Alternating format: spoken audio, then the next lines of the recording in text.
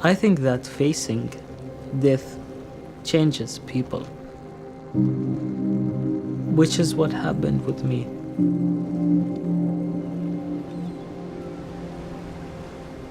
Before this experience, I was a completely different person with a completely different dream.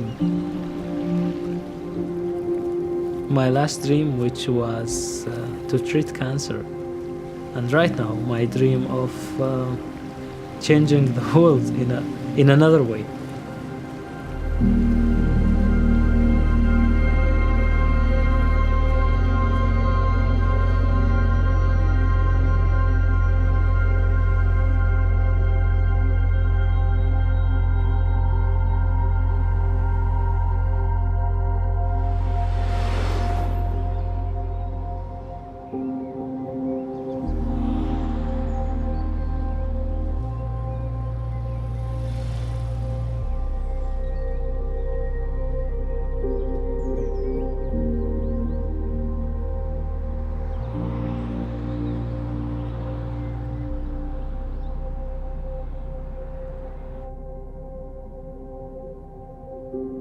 Staying at the motel is this hard transitional stage.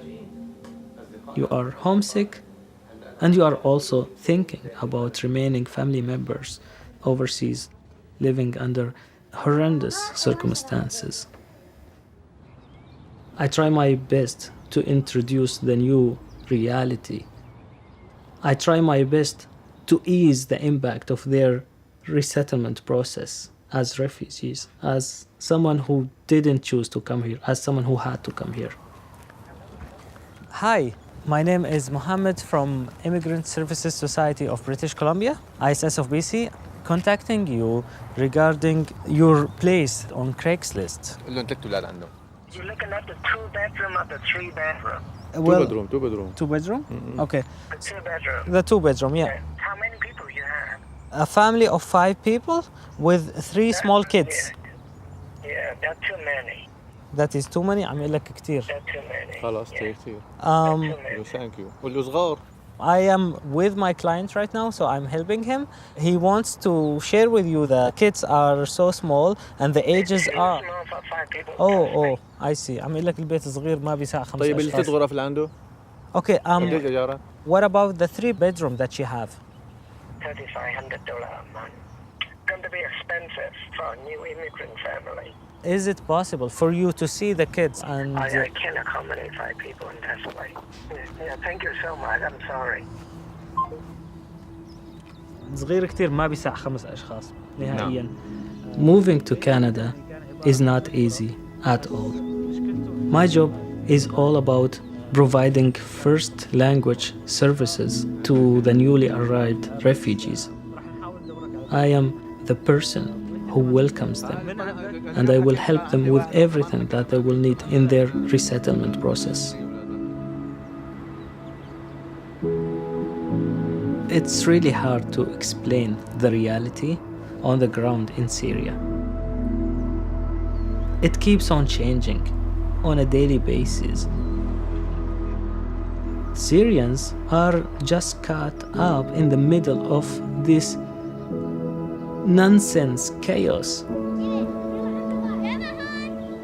Many of them have spent many years in refugee camps in neighboring countries, trying to just wait for this crazy war to finish.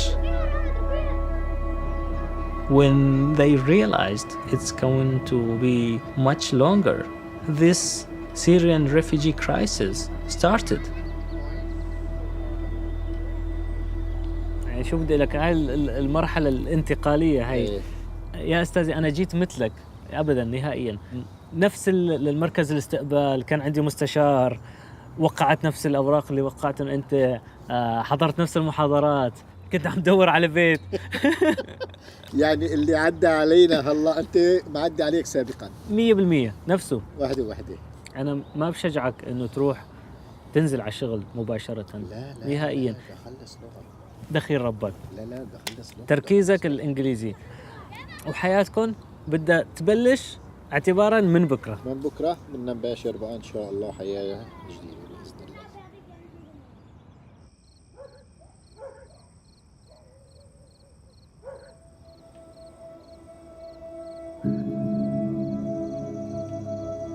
Before 2011, before everything has started, we were living a happy life. I was born in Al-Hasaka, Syria, a very peaceful city, a city of so many languages, ethnic components, religious components, with the idea and the notion of accepting others.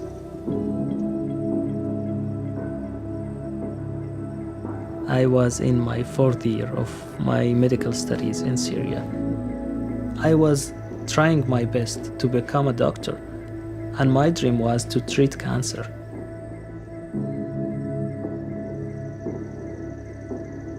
My generation was dreaming of having freedom, having some basic things that the average Canadian would not think about.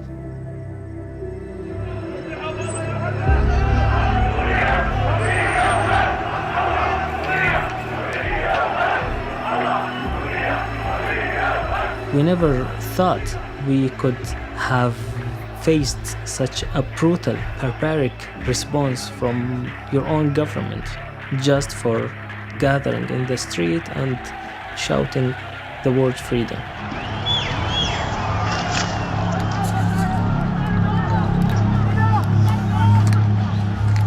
We were just standing there and surprisingly, they started shooting. And people started falling. At that point, everyone started running. Everyone who have survived it started running, and some people were just on the ground, covered with blood.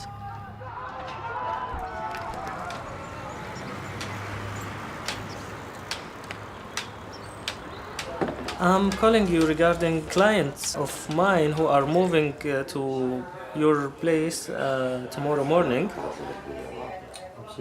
Yeah, because we are in the middle of arranging all the transportation needed for all of these families. Alrighty. Thank you so much.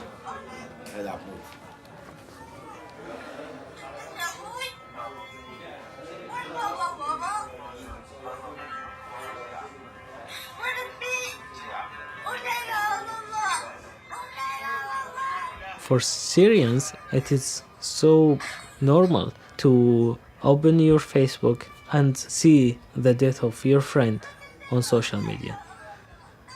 It is something that is really hard and that is really difficult to accept, to absorb, and to even think about.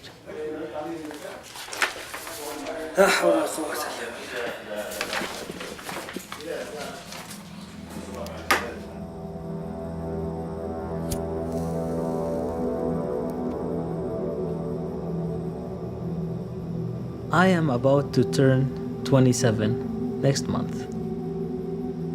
In this small lifetime, I have been arrested 3 times. I have been in 5 different detention places. The first thing that they did in the detention center was hanging me from the ceiling.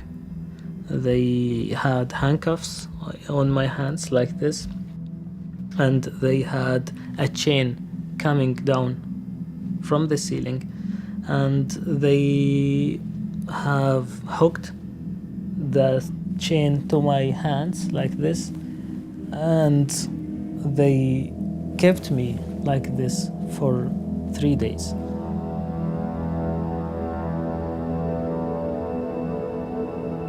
After spending 3 days like this, the actual torture started.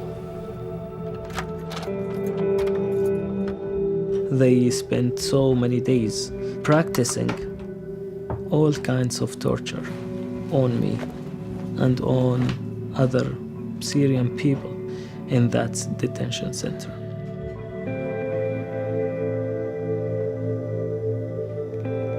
I can never forget this old man who was sleeping next to me.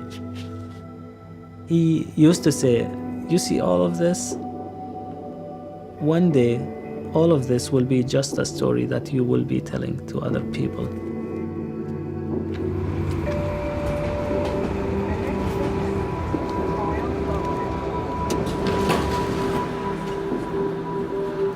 After 120 days of torture, I was finally released. I was finally able to see sunlight again. The only thing that I wanted to do is talk to my family. I just wanted to see them, but also say goodbye to them. Get the hell out of there and never look back.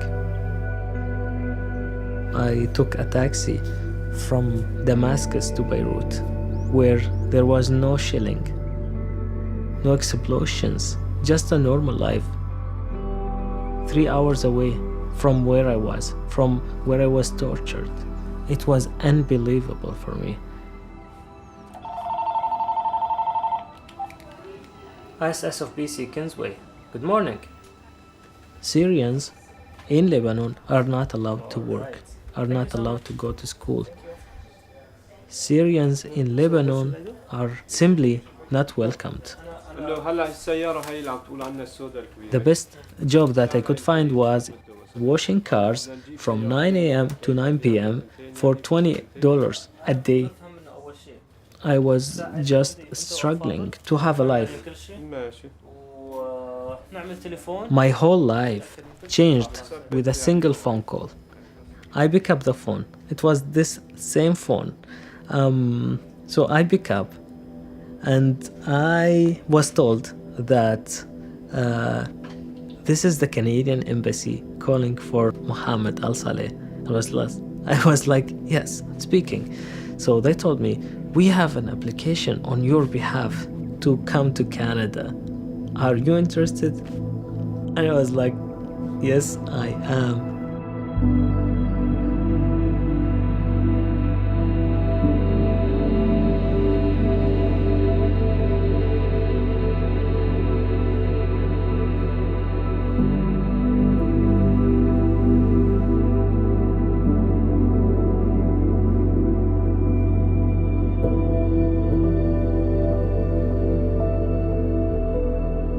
Each Syrian family is thinking about someone who's left behind.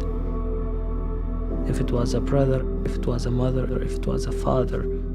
This is something that I can see among the people that I'm helping. And this is something that I can relate to on a personal level because of the situation of my family. My family had to illegally cross the border between Syria and Turkey. They had to crawl in the mud in order to make it to safety. Come on, pick up. Hey, مرحبا. أهلين ماما. شلونك ماما؟ شو أخبارك؟ والله وأنا كمان مشتاق لك كثير كثير كثير. شاهد شو هالشعرات الحلوات؟ يا ويلي شوفي شعرك صار طويل كثير. When I last saw my family, my youngest sister was 7. Right now she's 10. And I don't know how old would she be when I meet her. It's really hard to know that you might not be able to meet them. شوفي شعراتي شوفي شعراتي شلون عم تتعلموا تركي؟ يعني شوي نروح نطلع نكون هيك شيء تمام. ايش ما جاء بتركيا الوضع صعب جدا يعني احنا دائما غربه وتعب ضيق يعني دائما ما والله. المهم انه انتم هلا بامان وبسلام وما نكون بخطر وما منخاف على حياتكم، وخلي هالكم شهر يخلصوا لبين ما تخلص هالإجراءات هاي وتوصلون لهون.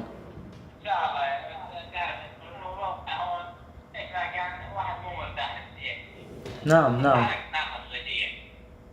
إن شاء الله قريبا نجتمع كلياتنا مع بعض هون بكندا.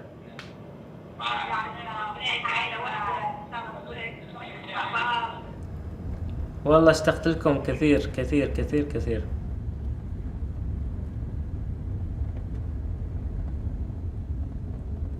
In order for people to get settled and to feel like home, I think the only missing part is time. They just need time. السلام عليكم. سلام. يلا يا حياك. سلمان. الحبيب. يلا شلونك؟ اهلا وسهلا منزلنا الجديد. على عيني يا سيدي، ألف ألف مبروك، بيت جميل جدا. الله يسلمك، أهلا وسهلا فيكم.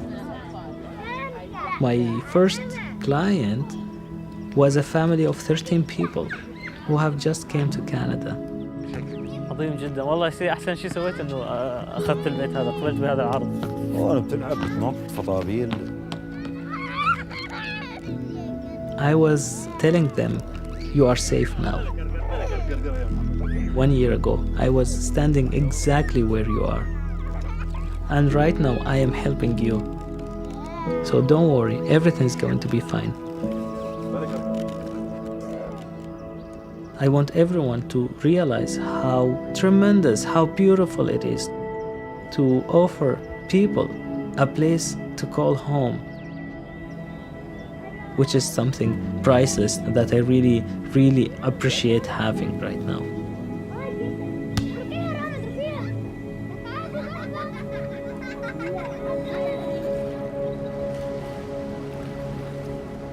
It's heartbreaking to see the country that you grew up in get destroyed. I am one of the ones lucky enough to come back from the dead, to tell their stories, to share their suffering with the rest of the world, which is something that I think is part of my obligation toward Syrians and toward Canadians.